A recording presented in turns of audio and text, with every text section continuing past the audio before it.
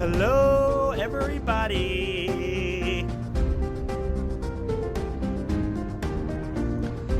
Turn this up in my headphones, Charles. Of course. Going up.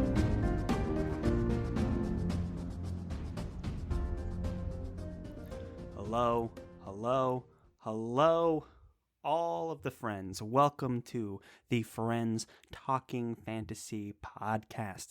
I am one of your hosts. My name is Charles, and with me today is my good friend and fellow host, Dylan. Charles, can you run the theme song back just one more time? Is this going to be a thing now with you, Dylan? Am I going to have to just be the guy that says no to running the theme song forever? That depends. Are you going to run it back? See, I don't think you really want me to run it back.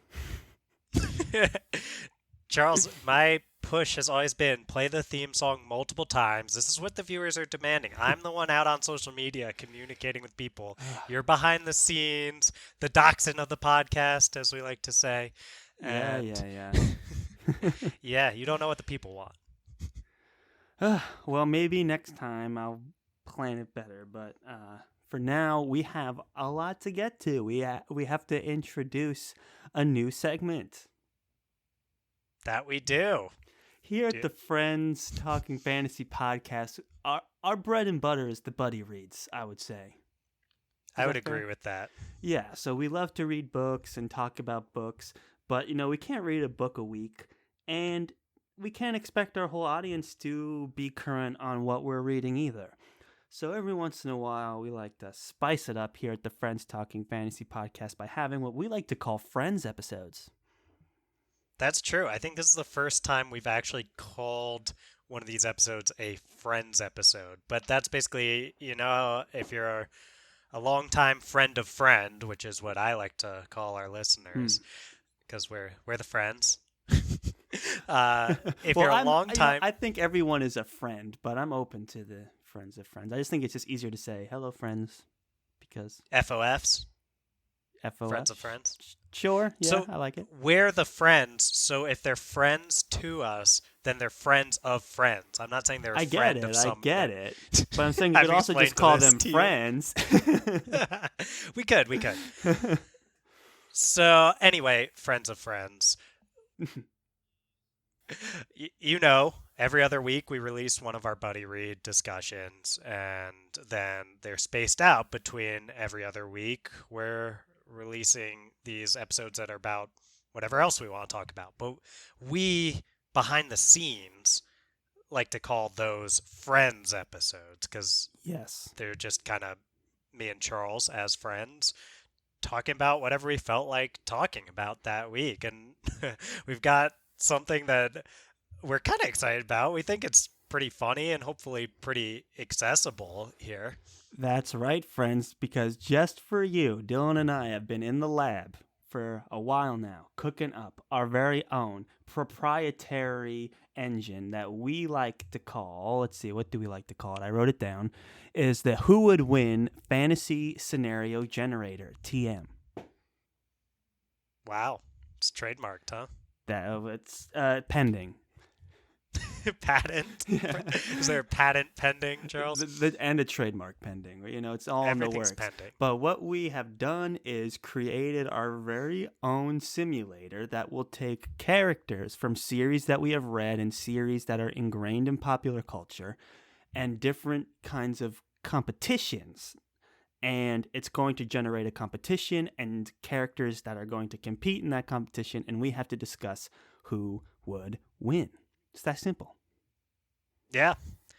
And when we were coming up with ideas, we definitely had a conversation of, is this something that's too silly? Are people tuning in for the buddy reads and they're like, what are they even talking about? But we got a good enough response to when we did that Would You Rather episode. Which was shocking to me, honestly.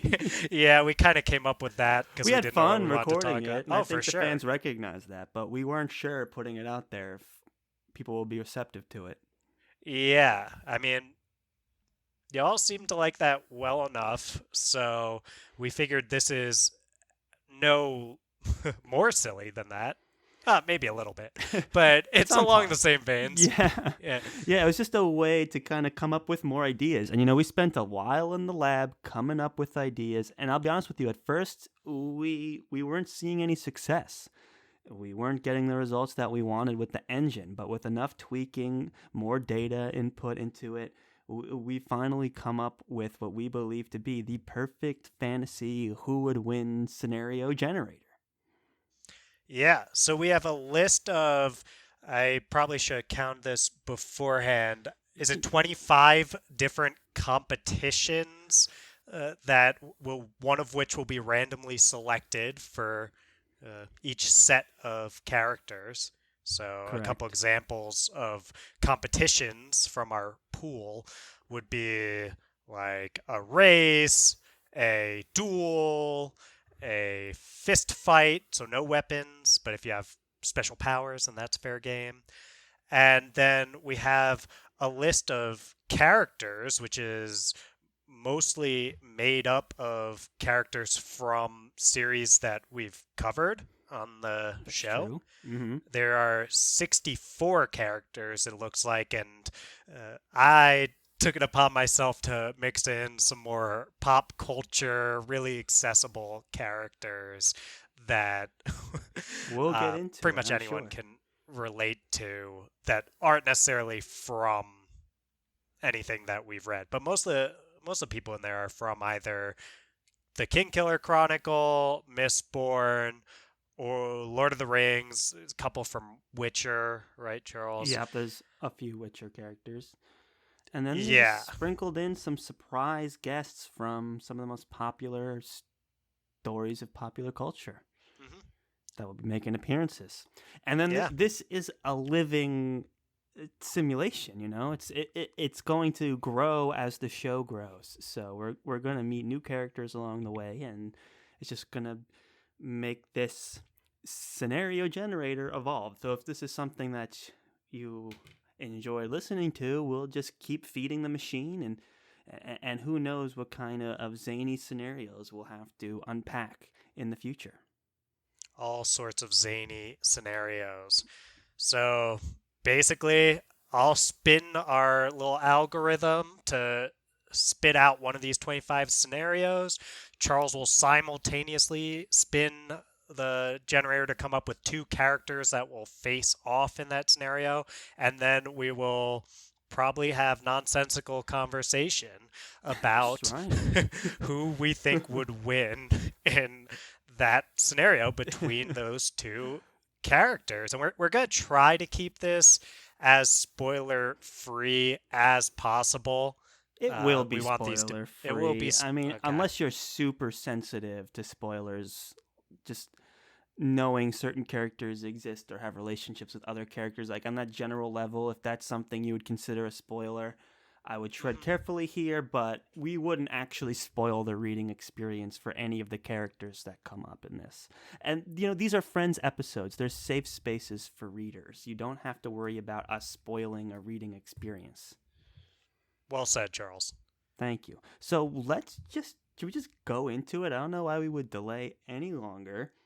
Let's No, see I the think they very first understand the scenario. rules. I'm excited to put our fantasy scenario generator into work. All right, are you ready? I'm going to spin the wheel. I'm ready. Let's see it. Beep, boop, boop, boop, beep, boop. Oh, the generator has come up with something here. It's it's Settlers of Catan. Okay, so who would win in Settlers of Catan? I guess we're 1v1 in Settlers. should we We should spin pick for a three. third? Okay, Yeah, well the pick first three. character is Yoda, Ooh, and now we will just spin the wheel again. Beep boop beep boop boop boop that boop. it just authentically makes no sense. It's part of the patent that's pending. Yeah. Pikachu. And then let's pick another one. I Beep, boop, don't feel positive about Pikachu. Just behind the... boop. You never know. Okay, and then the last character is Marsh. Marsh That's from Marsh from Mistborn, not Marsh from the Friends Talking Fantasy podcast. Which we have to specify because I may or may not have put me, Charles, and Derek into the list of characters. Okay, so we have Marsh and we have Yoda and we have Pikachu. I think you have to throw Pikachu like off the mix right away. He's not capable of any kind of strategy.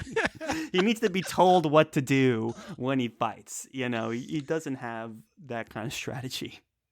If only Ash Ketchum was there. He could be like, Yeah. Pikachu, build a road toward that wood port. And Pikachu, like, Pika, don't make that trade. Do people, hopefully all our listeners, we talk about Catan more than we probably should for a podcast that has nothing to do with it. Once or twice. But it's a board. I have to assume a lot of people who are into fantasy are probably into board games enough where they've heard of and played Settlers of Catan. But it's a board game, focuses on trade and. Mm-hmm. Pikachu is like an electric mouse from the series called Pokemon, where monsters battle each other. Charles. Pokemon's the most popular intellectual property of all times, and Pikachu's the most popular Pokemon. So, yeah, he would lose in Catan instantly. So let's just write him off, and that leaves us with Marsh and Yoda. Marsh is a smart guy. Yoda, very wise. This is a much tougher matchup. It's a toss-up, I think. I feel like we might run into issues with Yoda. Can he reach the board if it's high up? Right? You got to assume it's a level playing field. That's true, but you know what? It's a board. So if he needs to have like a booster seat or something, you can get that. I don't think that's part of the issue here. You could be playing online like we do on the computer, and could do that from the comfort of his own home on Dagobah. So, I wouldn't be worried too much there. I guess Marsh used to be a leader of the whole resistance. Yes, he was involved in the resistance, so he's a strategist, a proven strategist. He's related to Kelsier, who is also another strategist in Mistborn. So the two of them have proven to be very clever, very resourceful. I think Marsh would be very good at Catan. My thing about Yoda is he's definitely... Marshes tend to be good at Catan, I've noticed. So I think I think I would say Marsh. That's where I'm at. I think it would depend on like who got to place the first settlement and what the board looked like. I think it's a closer matchup, but as wise as Yoda is, I've never seen his strategy pan out. He is like a guy chilling in the swamps, so how much strategy has the guy really managed to muster? So I would be fine giving that to Marsh as well. Yeah, I think it's Marsh depending on the roles and stuff, but I give the nod to Marsh. Pikachu has like 3 victory points by the end of it when they're going for 10. Like Pikachu has just got 1 victory point card at some point from development cards, and it has just like those 2 settlements sitting. That's true. With Pikachu could also be a wild card. When you have a third person that's just like not playing to win, it could dramatically affect the outcome of the game. So you never know. Like Pikachu could just put a road down, and people would be like, "Pikachu, why did you do that? You just messed me up and didn't help you at all." Yeah, we've been there. Derek's kind of the Pikachu of our crew when it's you, me, and Derek. For sure. So, all right, I'm fine. Hi, Derek, if you're listening. Hello. He'll only listen if we're on YouTube. So, yeah. All right. Well, we feel like Marsh would win that one. So let's go again. Let's get that simulator up and running. All right. Beep boop beep. Oh, people are gonna think I cheated with this because the next one that came up is tennis match. Like Catan and tennis, of course, Dylan. Okay, well, the first character generated from our Who Would Win Fantasy Scenario Generator TM is Boromir. Ooh. So, a good athlete, I would assume. I would think so. He's a proven warrior. He's a great specimen of a man. Mm-hmm. And then you have Vin from Mistborn. Vin. Wow. So this is an Yeah. interesting matchup. Now, I think it would be interesting to note for people who have not read Mistborn, Vin is a character who can push and pull on metals. She's a 16-year-old girl at the start of this, and that's how I picture her in this scenario. Mm. And she can use almost like this power of magnetics called being, she's a Mistborn. So she's extremely athletic and dexterous and has proven to be a very resourceful fighter, very strategic in fighting. She's also proven to be very capable anytime she's um, faced with a physical challenge. Her technique is always excellent when she's training. So we know that Vin is capable of being a very good athlete. My thing here is that there's no metal. You know, the rackets aren't metal, tennis ball's not metal. We're playing on a clay court. So I'm wondering if Vin has any real advantages here beyond just being able to increase her strength and dexterity. Well, first of all, that would probably help because pewter burning does involve increased endurance and She things could like also that. flare And Boromir's emotions, and we that's know what I was just Yeah. thinking. That's where I was going. So Yeah. we know Boromir is somewhat vulnerable. I hope this isn't a spoiler, but it's Lord of the Rings, and also we're talking the first book or movie.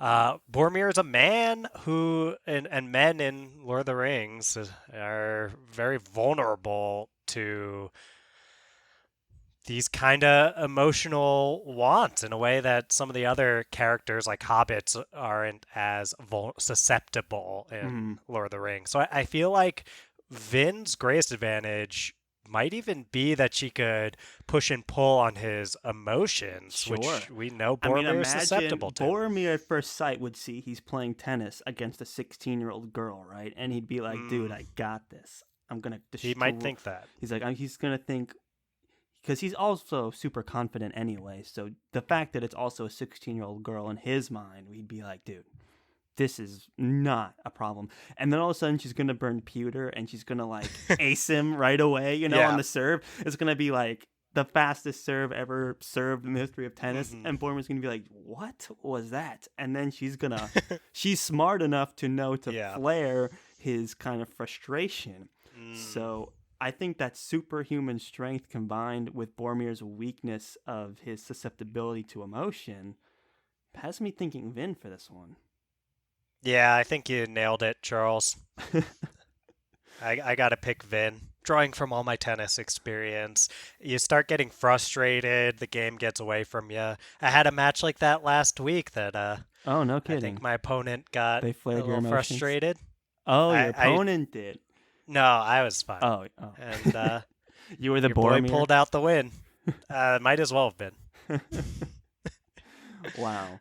Well, yeah, it's half the battle, and I think Vin is smart enough to understand her weaknesses and her opponent's weaknesses and exploit them. So, I mean, Boromir, man, Vin. I was feeling good about that at the top, but then you give a character with supernatural abilities, and it becomes a little harder to win a game of tennis.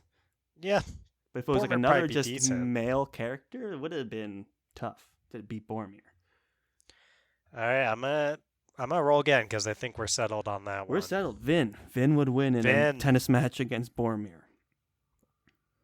All right, beep boop boop. Beep, boop, boop. What's the scenario? And the scenario is a rap battle, Charles. Oh, dude, you're not going to believe who I just drew for the rap battle. I can see it on the shared screen. It's Tom Bombadil. Oh, Dude, no. you're going to have a hard time spitting verses against the TB. Yeah, TB. Let's see who has to go against Tom Bombadil in the Known rap battle. for his ability to rhyme. Oh, very known linguistics. Let's see. Who's Boromir again.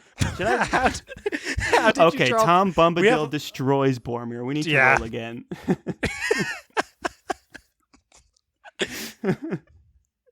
Oh, let's see who it is. Who we get the matchup. The Lord Ruler. The Lord Ruler. Now we're talking. From Mistborn.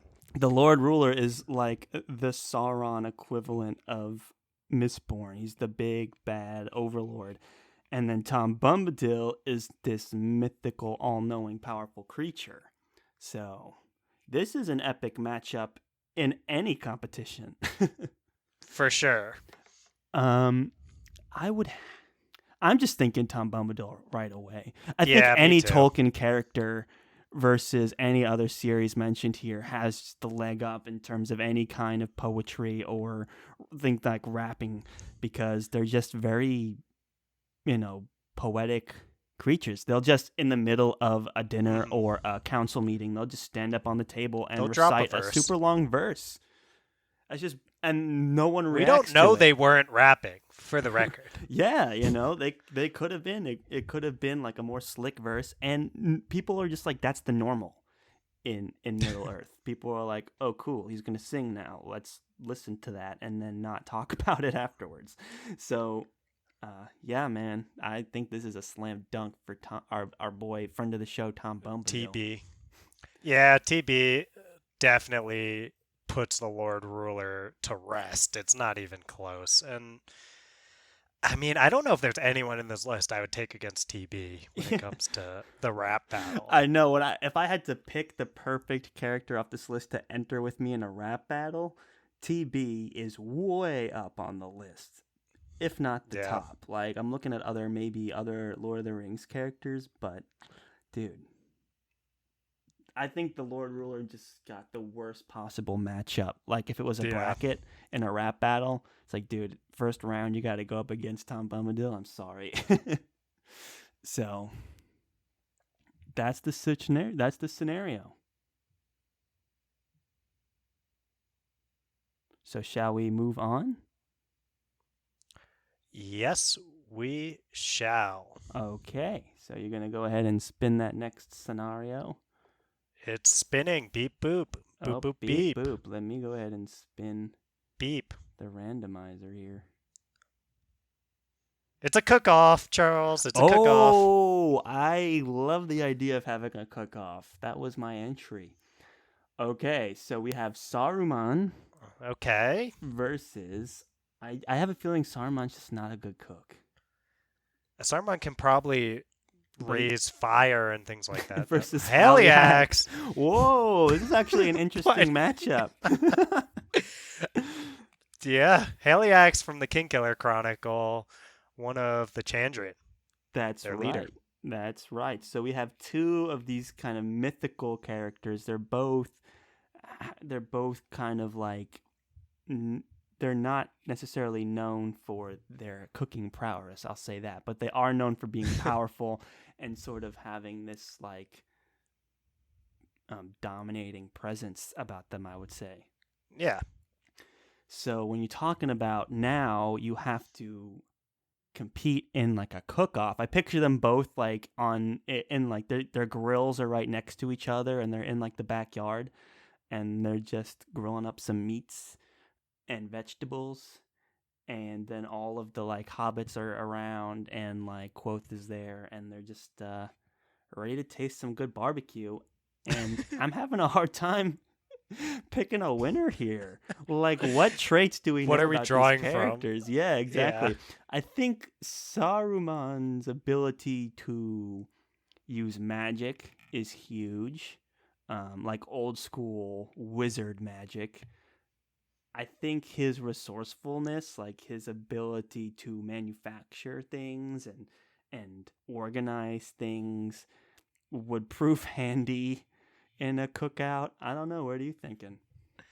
I really have no idea what this is. How you know this is actually random? Is like, what would we possibly draw from to distinguish between Haliax and Saruman in a cook-off?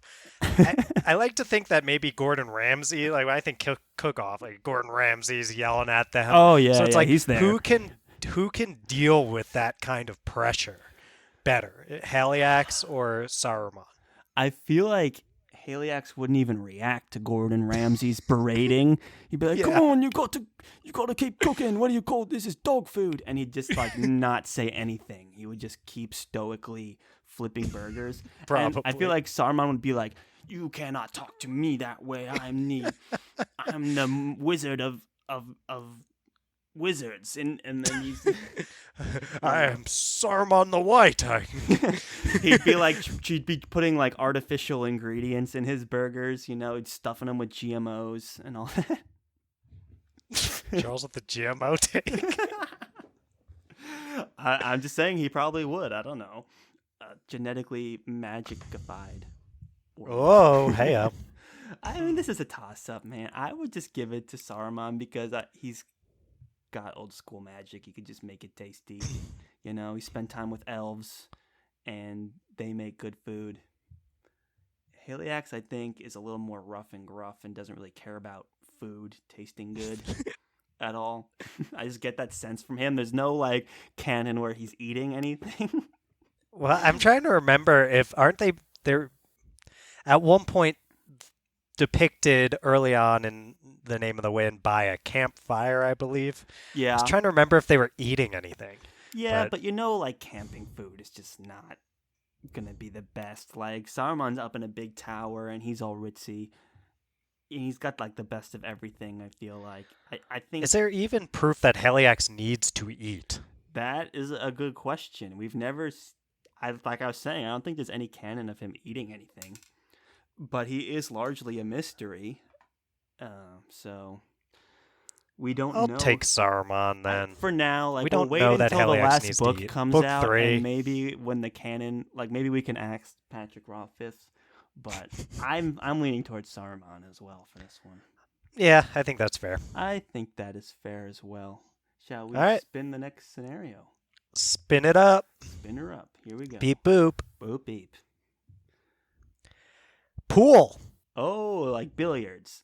Like billiards, yeah. All right. So who's going to win a game of billiards? Is it Katara from Avatar The Last Airbender? Yes. I'm going to assume there's no water in the billiards room, which will make it pretty tough. Not with that attitude. It is pool.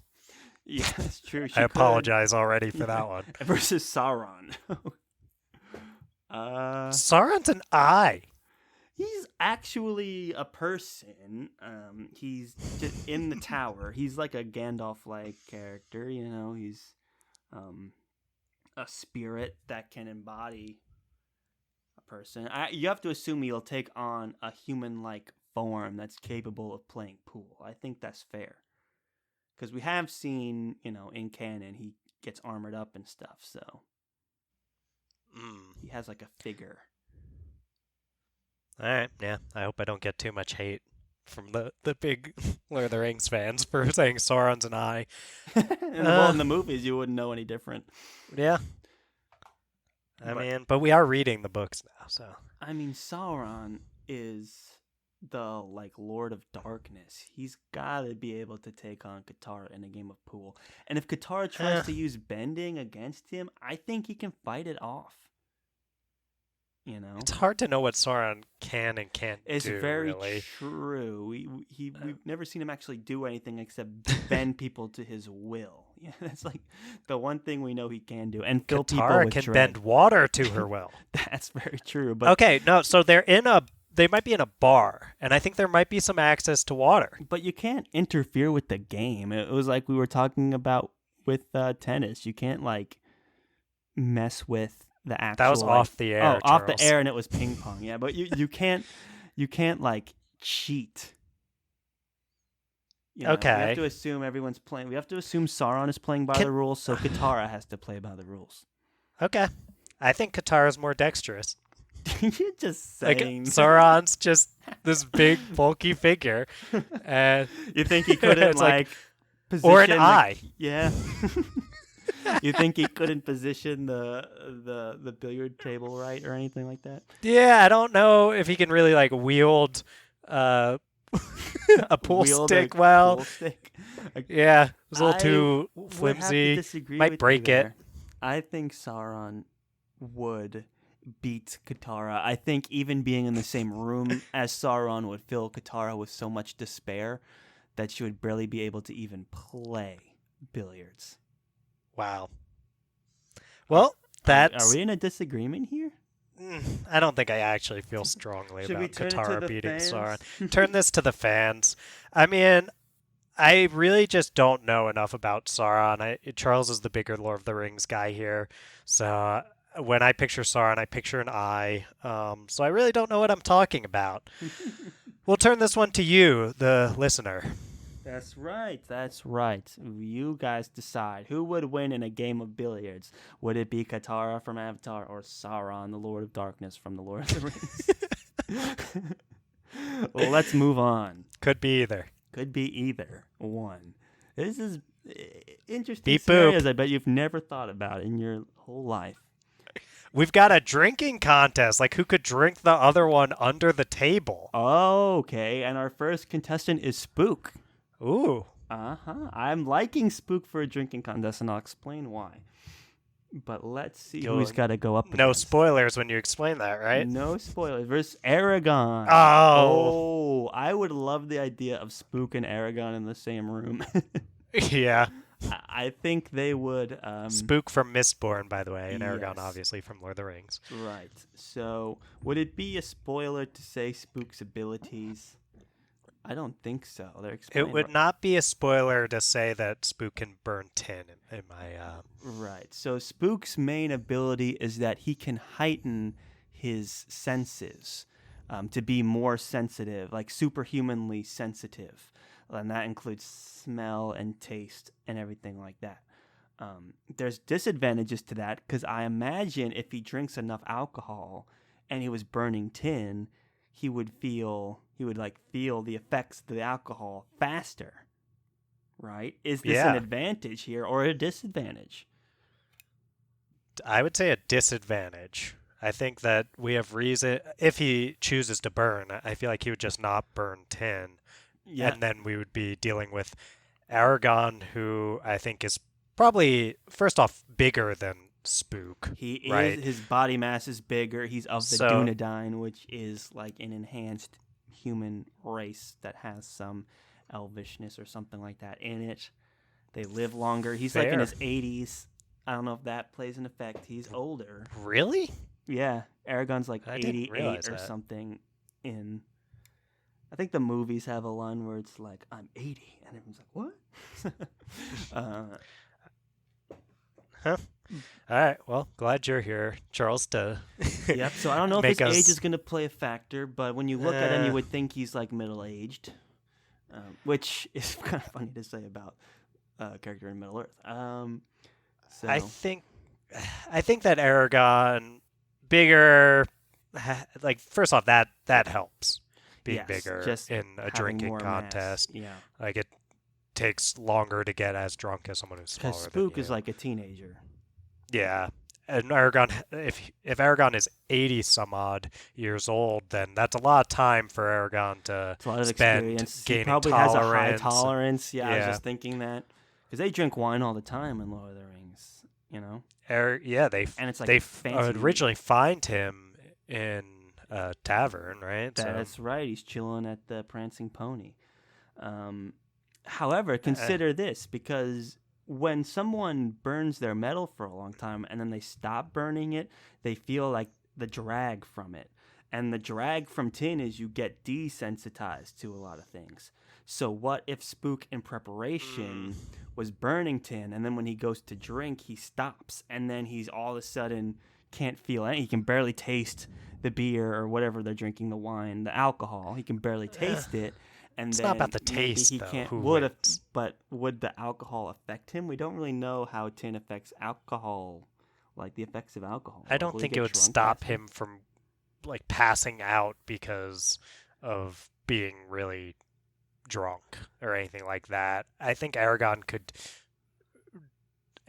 probably drink to the point where Spook, whether he's tasting it or feeling uncomfortable or whatever, I think literally Spook would probably faint. Like, I think that's fair. Like before pass out. I think that's Aragon fair. And honestly, if I was like an author writing a scene where Aragon and Spook were having a drinking contest, I'd have Spook lose. I would. Yep. Some fan fiction that Charles is going to be getting on to right after the show. Brain like Sauron's cooking those burgers. All right. Well, I think we're in agreement We're on in that agreement. We're happy with Aragon taking Yeah. home the victory of the who would win the drinking contest. one. All right. Beep boop. We're at chess. Who would win in chess? And the first character drawn is Darth Sidious, Ooh. the big bad in Star Wars, In Star Wars. who is a very well-known manipulator and strategist. Yeah, I would say there's hard guy to beat in chess chess. skills there. Yeah, I don't know who's going to be able to take down Darth Sidious. Beep boop. It's thinking really hard about this one. Let's see.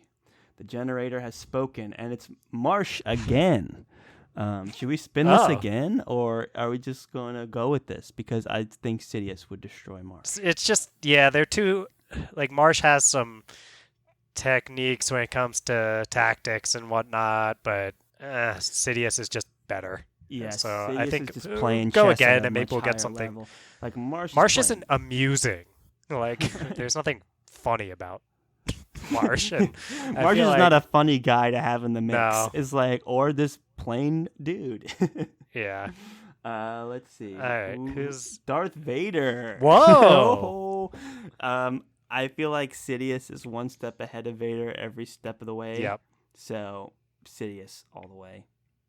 Yeah, I think this is. I feel like this is. I mean, in the prequels, a lot of it is about how Darth Sidious is able to play. Oh yeah. Play Darth Vader, or manipulate. It's not.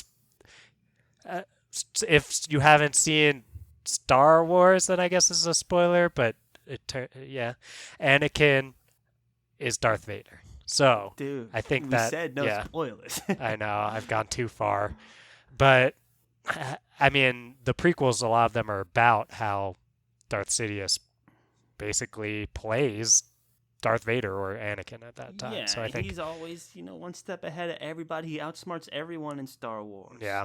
No one in Star Wars could beat Sidious in chess. Not one. No.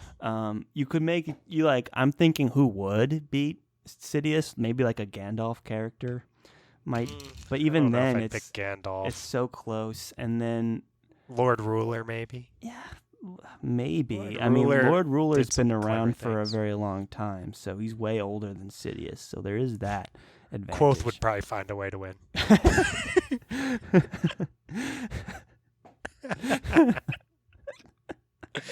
That's a controversial pick. Come at me. And I think we need to leave that at that. So let's drum up the next scenario. This one's Denna would win. Come at me. All right, now you're just being a Denna fanboy. I've never claimed to be anything but. All right. Ready? We're going to go beep, boop, boop, beep. Beep it up. This is a three-legged race. So, Charles, you put this one in. Okay. So we need to pick 4 people. So Charles, can you describe what a three-legged race is in case any of our listeners a three-legged race. For those who don't know, we're at the cookout, right? Sauron and what's-his-face are grilling burgers. And Heliax. And one of the games that they decide to play is a three-legged race. You have a bunch of people. You split into pairs, and you tie one of your legs to each other. So now you have, between the two of you, 3 legs, and you see who can race to the finish line faster. So that's why we're going to need to pick 4 characters for this. The first 2 are going to be tied together, and the second 2 are going to be tied together. So the first one that I've picked is Yoda.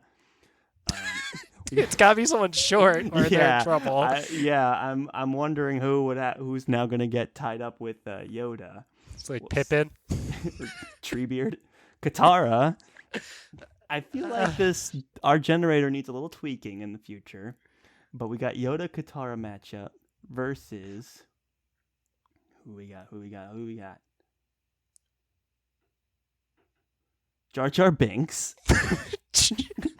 That's the last person I would want to have as a partner in a three-legged race. It's just so annoying. It would be so annoying. The guy can't walk. And Derek. Derek is friend of the our show.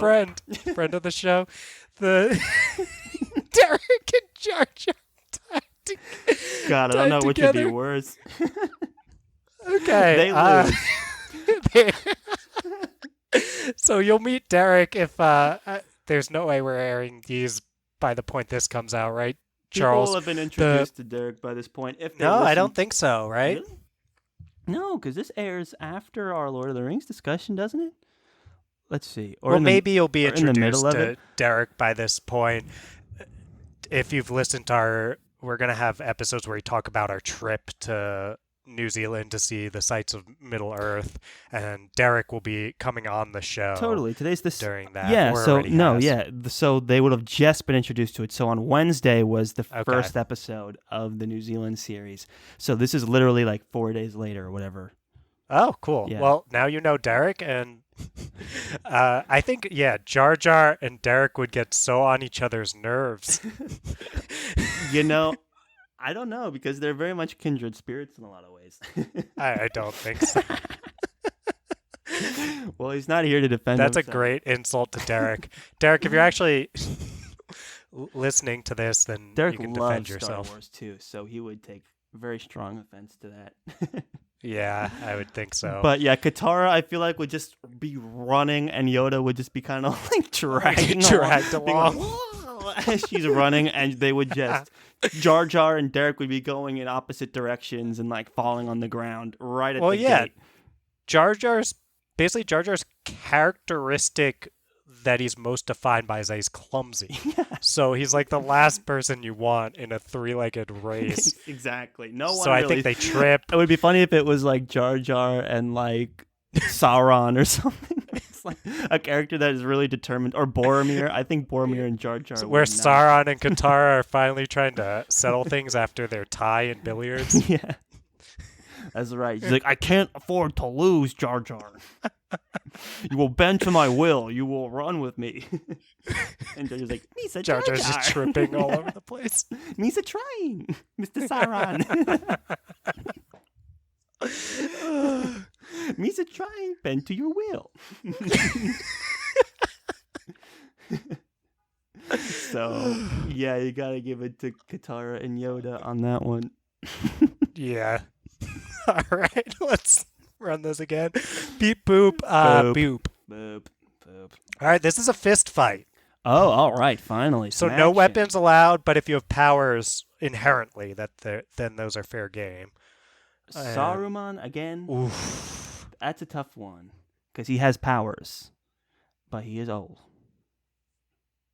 But let's see who's got to enter the ring, the boxing ring or the octagon, and it's Elodin.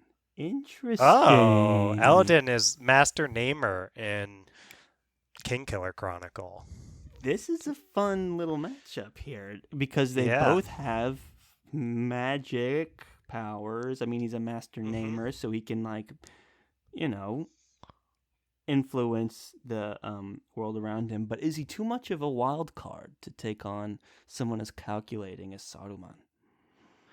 I mean, it's tough to say. The thing is, if you're a Namer in the Kingkiller Chronicle and you know another person or creature's name, they are yours. Yes. So I think this is part of the deal with Lord of the Rings, at least in the books and movie, and not the greater Legendarium or Silmarillion or whatever. It's a very soft magic system, so it's very hard to know what exactly Saruman can and can't do. But I feel like, I don't know, I'm actually leaning towards Elodin, weirdly enough, because I think like Elodin knows things' names, and if you know someone's name, then they are yours. So what happens exactly? Like, we know how sympathy works in a fight, but I don't know, I don't know how naming works in like a fist battle. Well, so Charles, there's that point where Quoth is interacting with I'm trying to not spoil anything. There's a point where Quoth is interacting with, let's just say it's the most like controversial reason why people don't like the second book. I think you'll know this, yes. Charles. Okay. That people, I think I know. Yeah. Others, I guess, things get intimate for Quoth with another character, and I'll just say that. I'm with you. That character at one point, Quoth figures out what that character's name is, and is like, I could just kill this character. So right. But And Eladin has such a way with names. I have a feeling Yeah. that he can look at people and get a sense of their Exactly. names like other characters in the book series do. Eladin never really shows his cards. He's an enigma, but the one thing we do know about him is that he is a master namer. So we can assume that he could have Saruman's name in a fist fight if his life was threatened. I feel like he could name Saruman and have that power over him. That's a great point. I'm fine. I'm happy with giving this one to Eladin. Sure. And if you're a big Lord of the Rings fan listening and we're missing something important about what Saruman can do, feel free to reach out to us. We're flexible over here. Yeah, We're does happy he to hear study from you. like capoeira or whatever that Brazilian boxing is? Because that might make a difference. I'm sure if he does study that, then it's listed somewhere in Tolkien's work. I'm sure it is. All right, beep boop. We're at it again. And it's taking a little bit over here. What is our scenario, host Dylan? You're asking the right questions. It's a race. It's just a straightforward race. Oh, a straightforward foot race. So our first character in the race is Geralt of Rivia from The Witcher. Very capable, athletic dude, but not really known for... I mean, he is fast, but never like running. And the question is he allowed potions or not, which I would assume no. Versus Treebeard. This I could actually see happening in the Witcher saga of him like racing an Ent.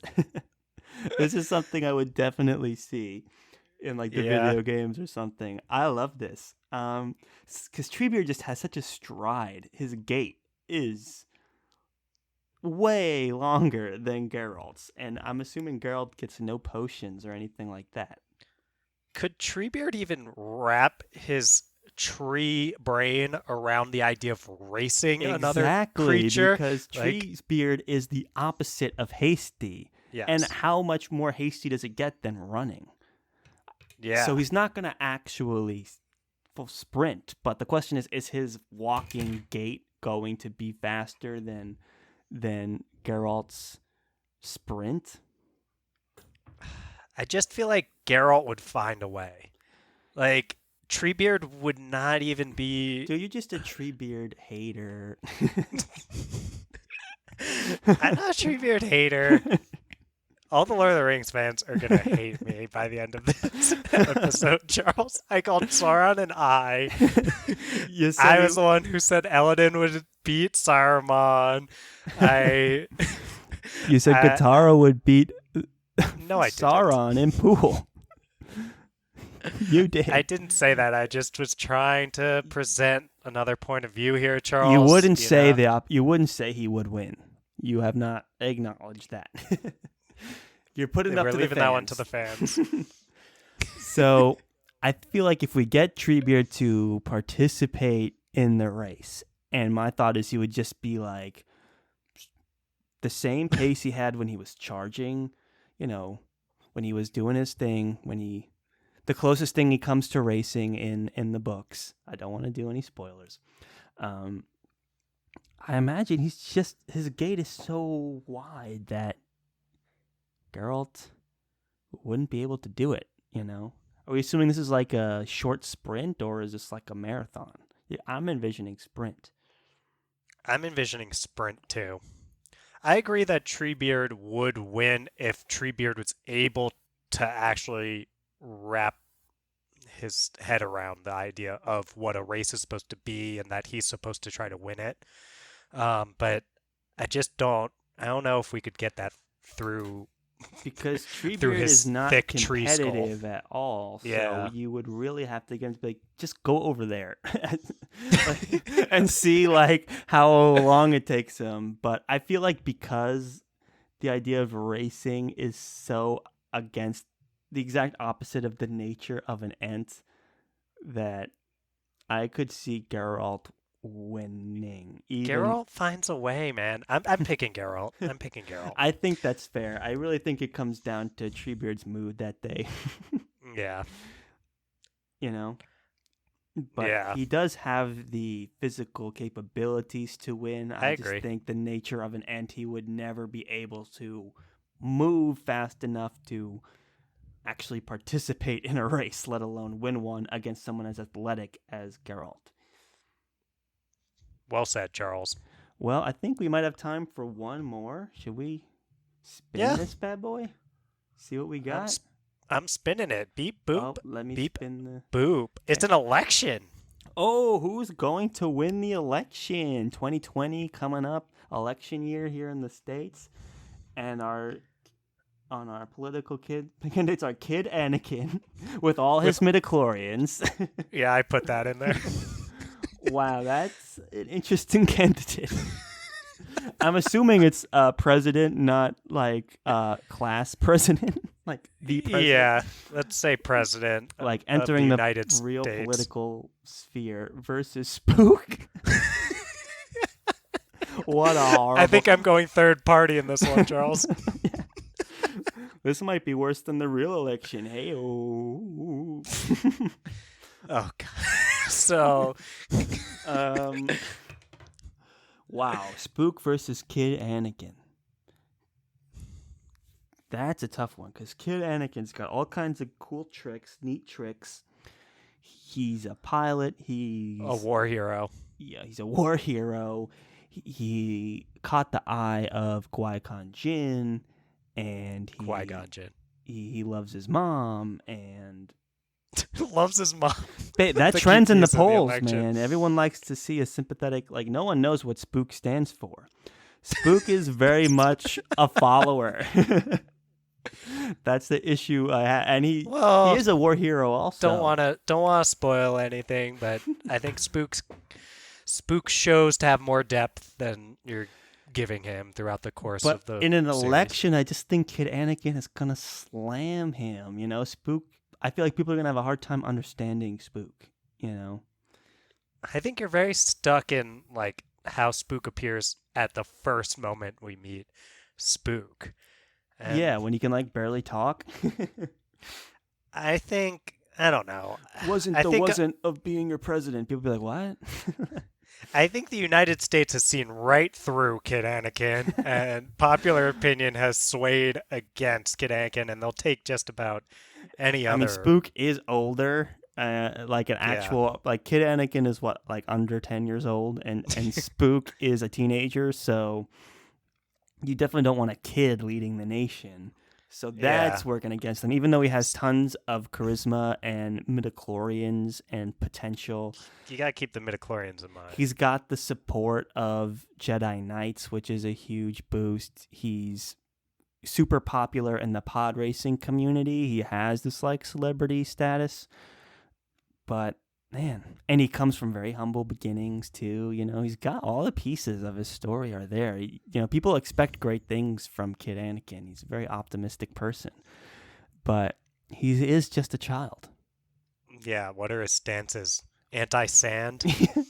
Well, he hasn't expressed his opinion on sand until he becomes like teenage Anakin. No, but I'm sure he's thinking through it at this moment. At Kid Anakin, he's like, it's part I of don't know how to his express identity. this, but I really don't like sand. He doesn't know how to I'm express it building up, yet. He yeah. figures out the proper way. I don't like sand. Well, he's That's trying his to figure platform. out, like, is it, like, what's the word? Coarse? And it Like, just gets everywhere. yeah, where does it get, though? I got to figure that out. So yeah, his anti-sand agenda might cause a lot of voters on the coastal states to vote against him. You know, all the pro-Sanders out there. Yeah, some other desert-type states. Oh yeah, like the Arizona. like the Southwest for sure. Lots of sand over there. So Yeah, that's going to cost him. I mean, I this think we're leaning election's towards looking Spook. bleak, but I think Spook would be a good president. I think he would really want to do right by the people. I think Anakin's too immature to lead the nation, and I think Spook would be a good civil servant. I think he would do what it takes to do the right thing. I agree. Spook. Spook for president, everybody. Do we need to continue at that after that? I don't know. Maybe we've said it all at this I point. think we've said it all. You know, I think Spook was a good match for Kid Anakin. I think that it was one of the characters that it would actually be something of a competition. Oh, poor Like, at Spook. least it wasn't Ellen Venture or Yeah, someone who or would just like be like, Aragon, or yeah, you know, one of these like real capable leaders. yeah. Kelsier. It's too bad it wasn't Charles. What if it was like Sauron? Charles. Oh yeah, because his name. Sorry. Yeah. The only person to come out, I put all three of our names, you, me, and Derek. The only person was Derek, who strapped Jar Jar Binks in a three-legged race, falling all over the place. Against Yoda and Katara. Yep. Yeah, I mean, there's a lot of Yoda popping up. A lot of these. It's weird that, yeah, because there's a lot that did not. There's a lot of characters that did not come up. Well, the engine is far from perfect. We will be tooling it. This is why the patent's pending. Patents pending. If you would like to license the who would win fantasy character scenario generator, just reach out to us on the ftfpodcast@gmail.com. Let us know, and we'll hook you up. Or DM us at the FTF Podcast 1 on Twitter, or the FTF Podcast on Instagram, or no, I'm not going to mention Facebook. But it's there. Just Google us. We have a We'll Facebook. come up. I Be sure don't to pay as much attention to follow it. us on whatever platform you're listening to us on. Be a subscriber, whatever it takes. I know Apple has like a subscribe thing, I think, or follow. Yeah. And drop those reviews. Those reviews make a difference on Apple. So. Yeah. If you're on Apple, I mean, even if you don't write a full review, if you just click the star thing, and hopefully 5 of them. Yeah. I mean, like, I mean, if you we'd like us, appreciate- leave a review. If you don't like us, let us know, but maybe don't, because we need the reviews. shoot us an email, Let us a know DM. how How can we improve? Yes, yeah. We're always looking to improve. And we'll earn that 5 stars from you. We'll do whatever it takes. We'll do anything. Oh my gosh, on that note, let me try and find the outro music here. Okay, here we are. Thank you everybody for listening to another really exciting episode of the Friends Talking Fantasy Podcast. You heard where to find us. You know how to support us. Let us know. Do you agree with our findings? Is there a matchup that you disagree with? This is a very scientific process, so... You know, we're not perfect. There may be some things we overlooked. Let us know. We're curious to see if you thought these matchups were worthy. Yeah. Is there something we overlooked about Derek's skill when it comes to three-legged races? And the listeners would definitely know. Would Jar Jar Binks' clumsiness actually be an advantage somehow? Would he trip over something that would then hit Yoda in the eye, causing him to trip Katara? Who knows? Who knows? You know, some say Jar Jar Binks is like the supreme evil of Star Wars. Yeah, I've watched YouTube videos on things like that. It's a fun theory. I mean, obviously, when you think about it, like, watch the movies and think about it, like, yeah, there's a good case. That's all I'll say, to keep it spoiler free. All right, everybody. It is funny. It is funny. Thank you all for listening, and as always, go forth and conquer, friends.